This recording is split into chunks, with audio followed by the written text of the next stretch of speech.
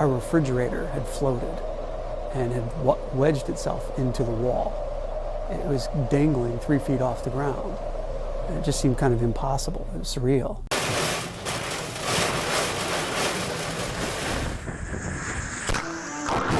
The car had floated across the street and had been wedged in between a telephone pole and our neighbor's fence. I know that there were a lot of people that had a tremendously difficult time after Katrina in getting services and getting assistance and getting some help because they didn't have any documents on them. They didn't have their Social Security card. They didn't have any proof of their residency. I had came to work at August 30th of 1970, and of course Celia hit July 3rd of 1970, and you know, the memories are still very fresh in my mind. It was like a war zone. There was poles across the street, there was conductor across the street. It was just debris was laying everywhere. So, I mean, you had to zigzag back and forth across the street, and I couldn't believe what I saw when I went through there. They are called hurricanes, cyclones, or typhoons. But by any name, these terrible storms have proven deadly for coastal residents since the dawn of history. Today, hurricane damage can run into the billions and claim hundreds of lives. Thankfully, the human toll in the United States from these storms is declining, largely because of improvements in forecasting and emergency preparedness. Hurricanes are enormous storm systems frequently born off the African coast, capable of producing winds higher than 155 miles an hour and tides over 18 feet above normal. In an average 3-year period, roughly 5 hurricanes strike the U.S. coastline, killing 50 to 100 people anywhere from Texas to Maine. Hurricane season in Texas usually reaches its peak during August and September, when the Gulf waters are at their warmest. But even with radar, satellites, and computers, weather forecasting isn't an exact science. That's why AEP Texas has developed a firm plan of action when a hurricane strikes. Certainly the mass destruction that can be created by a hurricane of level 4 or level 5 capacity requires us to be resourceful, but more than that, perhaps it requires us to have good planning. We have to plan in advance what we're going to do if the worst happens. Being part of the American Electric Power Corporation has provided us more flexibility and more resources at our call than ever before. And it's also given us the ability to do a much more thorough job of developing a standard restoration plan. Before hurricane season, AEP conducts its annual hurricane drill to make sure all employees are ready to respond to an impending storm. The company's storm restoration plan is reviewed and discussed, so everyone will know their roles and responsibilities. We expect people to know the plan. We expect them to know their role when they hit the ground after an event. We do have daily conference calls 3 times a day to be sure we know that everybody's on the same page and we know what they're doing, we know where they are, and we know what the damages look like. AEP Storm Coordinator ensures the company has the necessary resources, whether it's manpower or materials like poles, wires, and transformers, to restore power quickly. Employees also provide logistical support, food and lodging for the large number of crews from AEP Texas and outside utilities that are deployed to restore power. One of the big things we learned from Hurricane Katrina was just simply the fact that you've got to be more self-sufficient, not only in your own service territory after one of these events, but when you go to help somebody. What we found in Katrina was that because you evacuated a major city, i.e. New Orleans, that services that we would normally have found available to us when we responded there, hotels, restaurants, food services, were just simply not available. It was difficult to find gas. It was difficult to find food from restaurants. Hotels and motels were shut down just simply because their staff had left. So we had to become, or will have to become, more self-sufficient. We've got to have a plan in place, and we've got to be exercising that plan well before landfall, well before we're actually into the event.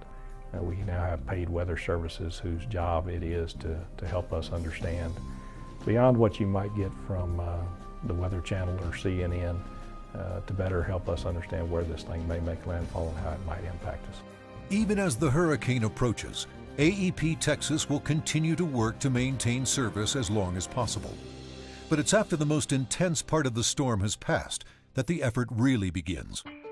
Coordination of all the restoration activities takes place at the company's dispatch center. Here, the emergency management team implements the storm restoration plan. The center is a conduit for two-way communication with the field and other outage information. During a storm, this dispatch center really becomes not only a communication hub, but kind of a central focus point for the storm restoration. And our communication shifts because early on our communication really needs to be through the media, via radio or television, trying to tell them generally what major areas are impacted.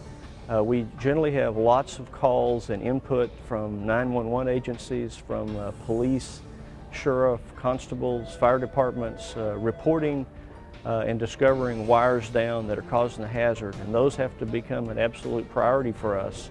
Once the storm hits, you identify the hazards, remove those hazards, get your plan in place, put your staging areas into place, bring your outside crews in, and start your restoration efforts in an effort where you get the biggest bang for the bucks, where you can get the most customers on with the least amount of work. As soon as it is safe, crews move out to assess damage and map out a plan for repairs, communicating with dispatchers and repairing the system according to priorities.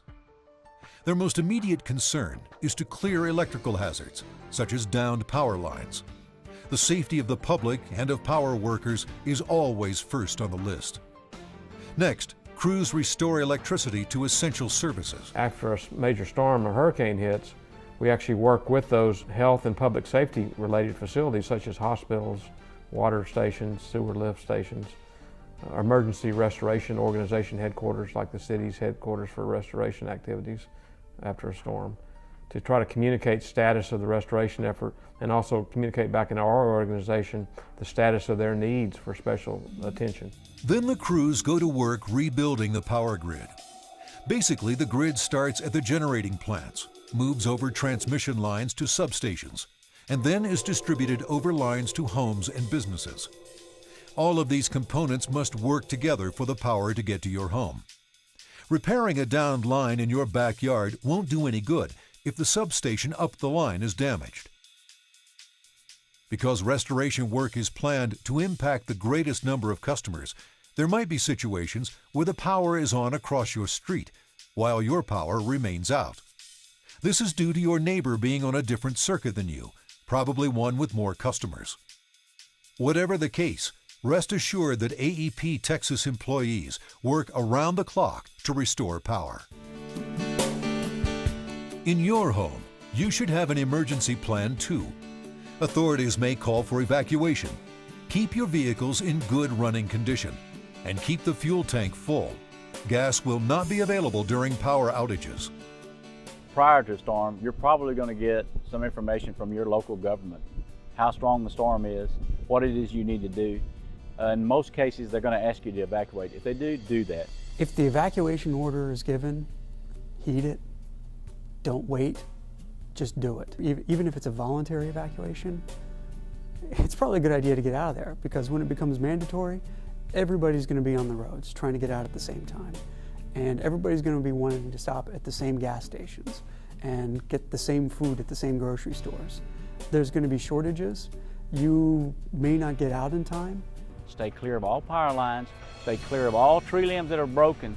Those things have what we call stored energy. They come loose, they could fall, and they can injure you very easily. Also, gutters around your home, make sure you don't get around any item that might have a wire down on it. If you plan to board up your windows, buy plywood and other supplies now. Stores sell out fast as storms approach. Make sure your portable radio and flashlights have fresh batteries. Set aside canned food and store bottles of water for cooking and drinking, as municipal water supplies may not be safe or reliable after a storm. Fill your bathtub with water to flush toilets. Have an evacuation plan. What important papers or personal belongings should you take? How about your pets? Where will you go? What route will you take? Is there a safer place for your car or boat? Indoors, if you are without power, keep your fridge and freezer shut as much as possible. If you can, turn off major appliances. Keeping on one light will let you know when the power comes back on.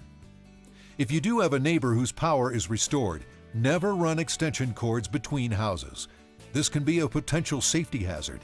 It runs the risk of fire from overload, electrical shorts due to moisture, and serious shock hazards. Make sure that your houses are insured. Make sure that you're not underinsured. Most of the people in New Orleans, most of the people in the Gulf region are underinsured. They may have purchased a policy 10 years ago, or 15 years ago, or maybe even like a couple years ago. And when they get wiped out, they don't get everything back. You never know what's going to get destroyed. There's just no way of predicting it. Just count on everything getting destroyed. We hope that no one in AEP Texas territory ever has to go through a hurricane. But realistically, it's not a question of if a hurricane will strike, it's just a question of when. That's why AEP has made plans, and why you should make plans too. Recovering from a hurricane isn't easy, but with a little planning, understanding, and cooperation, we can all get through it together.